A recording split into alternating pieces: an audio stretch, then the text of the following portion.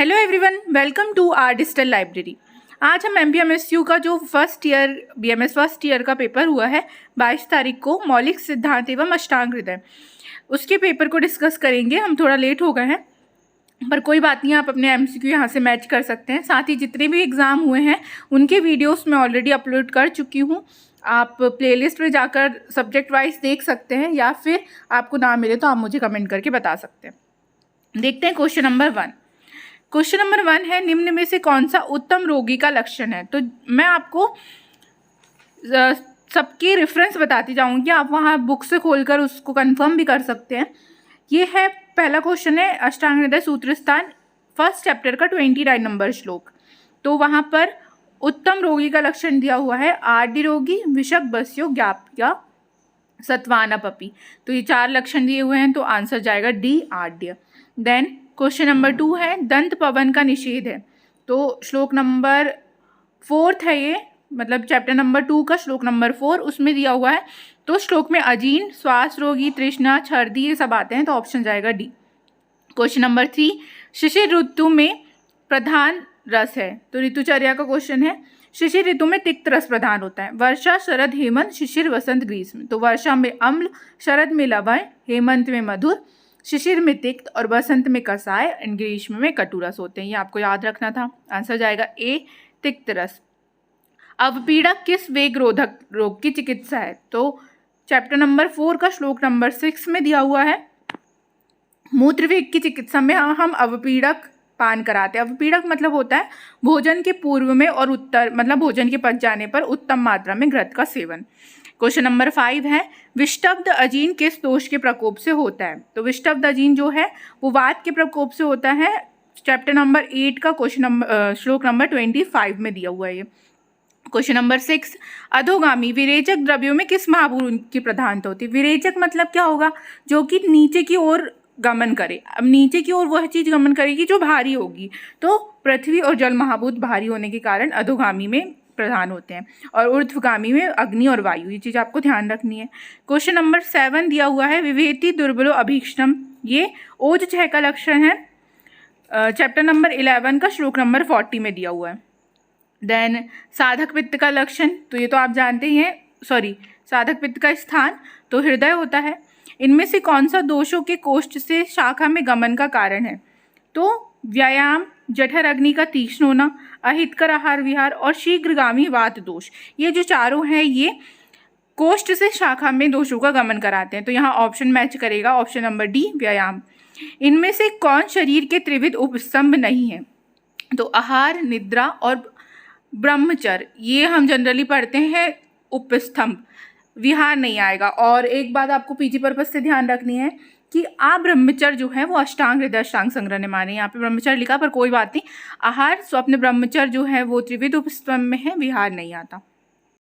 Next question है, स्नेह की कौन सी मात्रा 4 व्यायाम में जीर्ण हो जाती है। तो आपको ये चीज़ ध्यान रखनी है कि हीन मात्रा जो है वो 2 याम में, मध्यम मात्रा 4 याम और उत्तम मात्रा 8 याम में जीर्ण हो जाती है। तो यहाँ 4 याम पूछा है, यानी आंसर जाएगा मध्यम। उत्तरवस्ती के नेत्र की लंबाई होनी चाहिए। ये थोड़ा ट्रिकी क्वेश्चन, मतलब ऑप्शन के हिसाब से हमको इसमें आंसर देना था। तो उत्तरवस्ती की नेत्र की लंबाई जो है वो पुरुषों के हिसाब से 12 अंगुल होती है और स्त्रियों के हिसाब से 10 अंगुल होती है। तो यहाँ पर तो कोई मेंशन ही नहीं किया गया पुरुष या स्त्री, पर 12 या 10 में से कोई ऑप्शन होना चाहिए। अब 10 है तो इसलिए आंसर डी जाएगा। अब आते हैं हमारे मौलिक सिद्धांत के 2-4 क्वेश्चन हैं लाइन से। येन वाक्यम योज्यते सा, तो ये येन वाक्यम योज्यते सा योगा तंत्र युक्ति का क्वेश्चन है।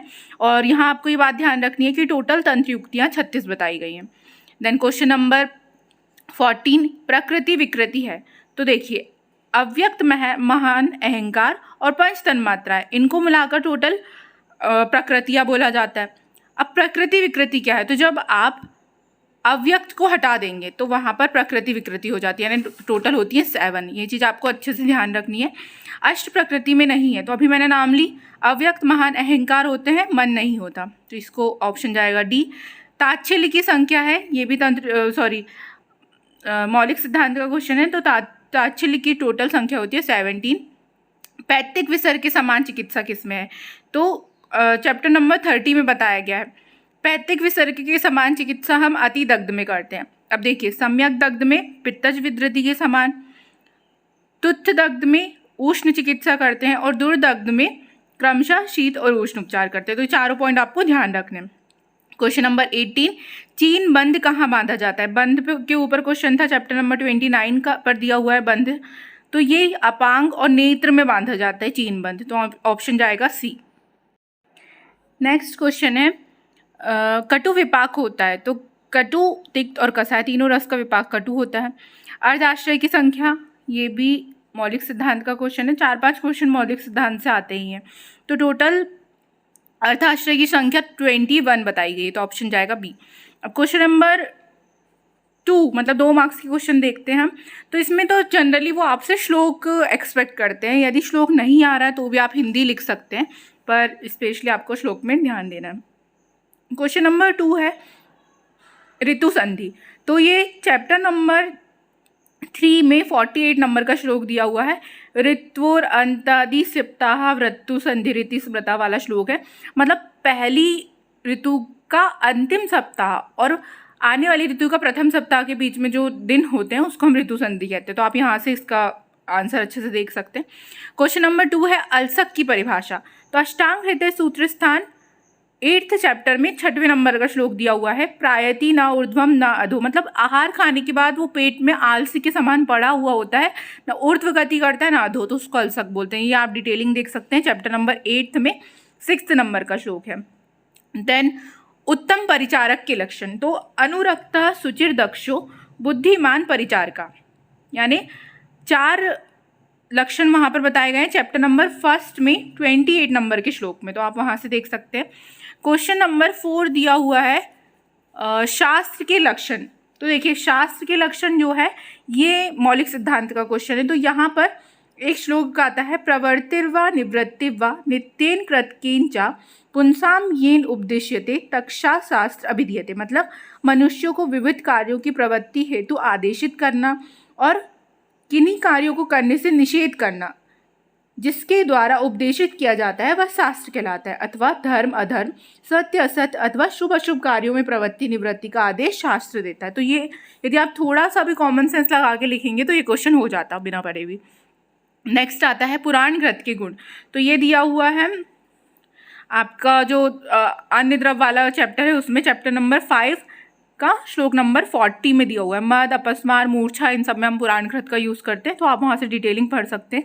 चैप्टर नंबर 5 का 40 नंबर का श्लोक। देन आता है प्रशस्त अनुपान की परिभाषा। इसका चैप्टर का रेफरेंस तो मुझे नहीं मिला, पर प्रशस्त अनुपान वह होता है, श्रेष्ठ अनुपान होता है जिसमें जो मतलब हम औषधियों के साथ यदि दें तो औषधियों के गुण में वो वृद्धि करे और उस मतलब अच्छी तरीके से शरीर में उनको फैलाने का काम करता है, वो प्रशस्त अनुपान होता है। इसका रेफरेंस आप यदि आप लोगों को मिले तो कमेंट सेक्शन में ज़रूर डाल दें। क्वेश्चन नंबर नेक्स्ट है, अच्छे पेय किसे कहते हैं? तो केवल स्नेहपान या शुद्ध स्नेहपान को अच्छे पेय कहते हैं। अब 4 प्रकार के स्नेहपान बताए गए हैं, तेल, घृत, वसा और मज्जा। इनकी 24 प्रविचारणाएं बताई गई। प्रविचारणा मतलब होता है किसी भी प्रकार से अन्य के में इनको डाल के देना, जैसे ओदन हो गया, विलेपी हो गया। अब जब हम इनको प्योर फॉर्म में लेते हैं, इन स्नेह को कुछ भी ना मिला हुआ तो उसको अच्छे पेय कहते हैं। ये आपको चैप्टर नंबर 16 में मिल जाएगा। नेक्स्ट है यंत्र किसे कहते हैं? तो चैप्टर नंबर 25 में श्लोक नंबर 1 और 2 में दिया हुआ है नाना विधि नाम शल्य नाम वाला श्लोक, तो वहाँ से आप यंत्र की डेफिनेशन देख सकते हैं। नेक्स्ट है वमन के सम्यक योग के लक्षण। तो चैप्टर नंबर 18 का श्लोक नंबर 22 पित्तस्य दर्शनम यावत् शेदो श्लेष्माणम भवेत, ये वाला जो श्लोक है उसका मतलब है यदि वमन के बाद श्लेष पित्त का दर्शन हो जाए और देन श्लेष्मा का, तो वो सम्यक लक्षण होता है। तो आप यहाँ चैप्टर नंबर 18 में 22 नंबर का श्लोक देख सकते हैं। देन आता है नेक्स्ट क्वेश्चन हंसोदक। तो अष्टांग हृदय सूत्र स्थान चैप्टर नंबर 3 का 41 से 42 नंबर का श्लोक दिया हुआ है। शरद ऋतु में अगस्त तारे से जो निर्मल जल होता है उसको हंसोदक कहते हैं। वहाँ से आप अच्छे से डिटेलिंग देख सकते हैं, चैप्टर नंबर 3 41 से 42 नंबर का श्लोक। Thank you so much. और यदि आपको 5 मार्क्स के क्वेश्चन या 10 मार्क्स के क्वेश्चन में किसी भी प्रकार की प्रॉब्लम जाती है तो आप मुझे कमेंट करके बताएं, या आप मुझे मैसेज भी कर सकते हैं। आप हमारे व्हाट्सएप ग्रुप से जुड़िए, वहाँ पर सारी चीज़ें शेयर होती हैं स्टडी रिलेटेड, तो वहाँ से आप मेरा कॉन्टेक्ट नंबर लेकर भी पूछ सकते हैं। और एक नई चीज़ है कि यदि आप इंटरेस्टेड हैं कि फर्स्ट ईयर या सेकेंड ईयर के किसी भी सब्जेक्ट्स आपको पढ़ने हो पर्सनली, तो आप मुझसे कांटेक्ट कर सकते हैं। I will teach them, and बहुत ही मिनिमल अमाउंट की फ़ीस होगी जो कि आप पे कर सकते हैं। Thank you so much. Stay connected with our digital library for more videos. और इस जो क्लासेस होंगी ऑनलाइन मोड पे होगी, और इसमें हम पीजी से रिलेटेड पॉइंट्स, टेस्ट, ये सब भी इंक्लूड करेंगे। Thank you so much.